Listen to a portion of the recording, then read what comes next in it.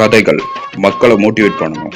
நம்ம வாழ்க்கையிலே முத கேட்ட கதை இதுவா தான் இருக்கும். இதை நீங்க வெளியில கேட்டிருப்பீங்க. நம்ம புது பெர்ஸ்பெக்டிவ்ல பார்க்கலாமா? ஒரு கிராமத்துல காலங்காத்தால ஒரு பெரிய மரத்துல நல்லா காத்தடிக்கிற அந்த சூழலுக்கு அடியில ஒரு பாட்டி உட்காந்து வடை சுட்டுட்டு இருக்காங்க. செம்ம டேஸ்டா இருக்க அந்த உளுந்த வடை ஒவ்வொருத்தரா சில்லறை கொடுத்து சாப்பிட்டுட்டு போறாங்க. பாட்டி சுட்ட உளுந்த வடைகள் மனுஷங்களை மட்டுமே கவர் பண்ணல, மேல மரத்துல வேடிக்கை பார்த்துட்டு இருந்த காக்காவுக்கு ரொம்பவே பிடிச்சு போச்சு. இதை எப்படியாவது உன்னை தூக்கிடணும், எனக்கு இந்த உளுந்த வடை வேணும் அப்படின்னு சொல்லி ரொம்ப நேரமா அவளை பார்த்துக்கிட்டு இருக்கு. நீங்க ஒரு விஷயத்த ரொம்ப ஆர்வமா நேசிச்சு அதிகமா விருப்பப்பட்டீங்கன்னா அது உங்க கைக்கு வரும்னு சொல்லுவாங்களா, அதே மாதிரி அந்த காக்காவுக்கு அந்த உளுந்த வடையை பார்த்து அது வேணும் தீர்மானமா அந்த இடத்துல நினைச்சு காக்கா இந்த பக்கம் போய் கா கா கா கான்னு கத்திக்கிட்டு இருக்கு. அப்படி கத்துன கேப்ல பாட்டி அப்படி திரும்பி பார்த்துக்கு என்னடான்னு. உடனே காக்கா இந்த பக்கம் பறந்து வந்து அலைக்கா ஒரு வடையை கவ்விட்டு மரத்துக்கு மேல போய் நின்றுச்சு. இங்க நின்றா கண்டிப்பா பாட்டி நம்மளை அடிக்க வந்துடும் அப்படின்னு சொல்லி கொஞ்சம் தூரம் அந்த வடையை கவ்விட்டு அப்படியே போய் இன்னொரு மரத்துல கொஞ்சம் தூரமா தள்ளி போய் உட்காந்துருச்சு. அப்பாடா, செம்ம வடை கிடைச்சிருச்சுடா, இன்னைக்கு இது நமக்கு தான் அப்படின்னு சொல்லி மரத்துக்கு இலையில அந்த வடையை வச்சு சாப்பிடலான்னு போகும்போது ஒரு நரி அமைதியா வந்துகிட்டு இருக்கு. இந்த நரினாலே தந்திரம் பண்ணுன்னு சொல்லுவாங்களா, காக்காவே கஷ்டப்பட்டு தந்திரம் பண்ணி பாட்டிட்டு வந்து வடையை சுட்டுட்டு வந்துருக்கு. இந்த வடையை எப்படியாவது நம்ம தூக்கணும்டா அப்படின்னு சொல்லி நரி ஒரு பிளான் பண்ணுது. ஏ காக்கா, எனக்கும் கொஞ்சம் பாதி வடை கூட, காட்டை விட்டு நான் வெளியே வந்தாலே ஊர் மக்கள் என்னை துரத்திடுவாங்க, நீ ஊருக்குள்ளையாச்சும் போற, எனக்கு கொஞ்சம் வடை கூட அப்படின்னு பணிவாதான் கேட்டு பார்த்திருக்கு. இந்த காக்கா காதுலே விழாத மாதிரி கண்டுக்காம நிக்குது.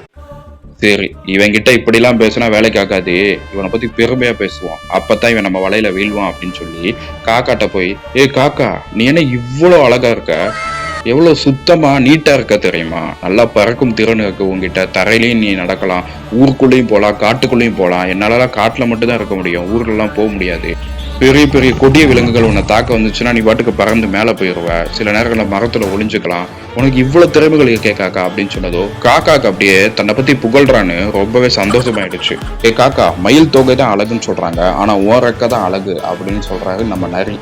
இதை கேட்டு காக்கா இன்னும் சந்தோஷப்படுது. அதுக்கப்புறமா காக்காவை இன்னும் கொஞ்சம் காண்டேத்தணும்னு சொல்லி, ஏ காக்கா, உன் வாய்ஸ் என்ன கா கா கான்னு மக்கள்லாம் கலாய்க்கிறாங்க, ஆனா குயிலோட வாய்ஸ் பாத்தியா, கூ கூன்னு சொல்லி செம்ம அழகா இருக்கு, நீ எல்லா இடத்துலயும் போய் கா கா கான்னு கத்துறனாலதான் உன்னை யாருக்கும் பிடிக்கல, ஆனா குயில் ஒரு சில இடங்கள்ல மட்டும் தான் கூ கூன்னு கத்தும், நீ இனிமே எல்லா இடத்துலயும் கத்தாத, என்ன மாதிரி உன்னோட வாய்ஸை ரசிக்கிறோம்ல அவங்ககிட்ட மட்டும் கத்து, இப்ப நான் உன்னோட பாட்டை கேட்கணும், நீ நல்லா பாடுவேன்னு நான் கேள்விப்பட்டிருக்கேன் காக்கா, நீ கொஞ்சம் எனக்கு பாடி காட்டேன் அப்படின்னு சொல்லி நம்ம நரி கேட்டிருக்காரு. நம்ம நரி இப்படி சொன்னதும் செம கூசியான காக்கா என்ன பண்ணிக்கிச்சு, இதோ இப்பயே பாடுறேன்னு மனசுக்குள்ள நினைச்சிட்டு கா கா கான்னு கத்திருச்சு.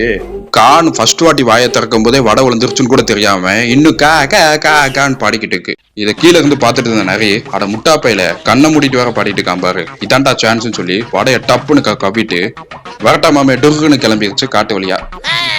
திடீர்னு கண்ணை திறந்து பார்த்த காக்கா, என்னடா நிறையவும் காணும் வடையும் காணும் அப்படின்னு திரும்பி பார்த்துட்டு, அடங்கொய்யால என்னையவே ஏமாத்திட்டியா, இருறா உன்னை விட மாட்டேன் அப்படின்னு சொல்லி பறந்து தேடிக்கிட்டு இருக்கு.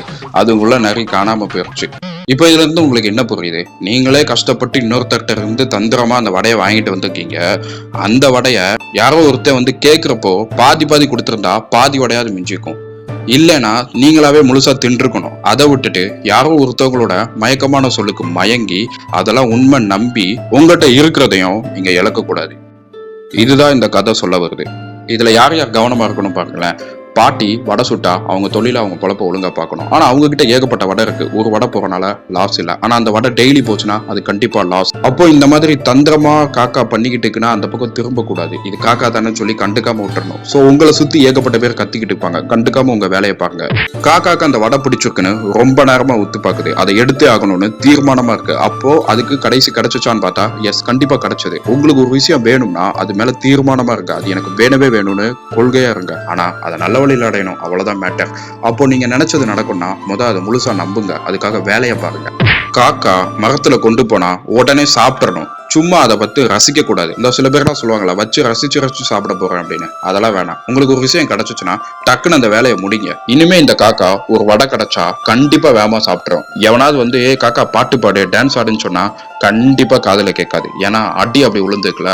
சோ வாழ்க்கையில நடந்த ஒவ்வொரு தோல்வியும் ஒவ்வொரு அடியும் ஒவ்வொரு ஏமாற்றமும் உங்களுக்கு ஏதோ ஒரு விஷயத்த கத்துக் கொடுக்குதுன்னு அர்த்தம். அந்த கத்துக்கிட்டதை வச்சு அடுத்து எப்படி இருக்கணும்ன்றத நீங்க புரிஞ்சுக்கணும். இந்த கதையை ஊர்ல தாத்தா பாட்டி சொல்ற மாதிரி சொல்லாம இந்த மாதிரி உங்க குழந்தைகளுக்கு சொல்லுங்க. முடிஞ்சா உங்க குழந்தைகளுக்கு இந்த கதையை ஷேர் பண்ணுங்க.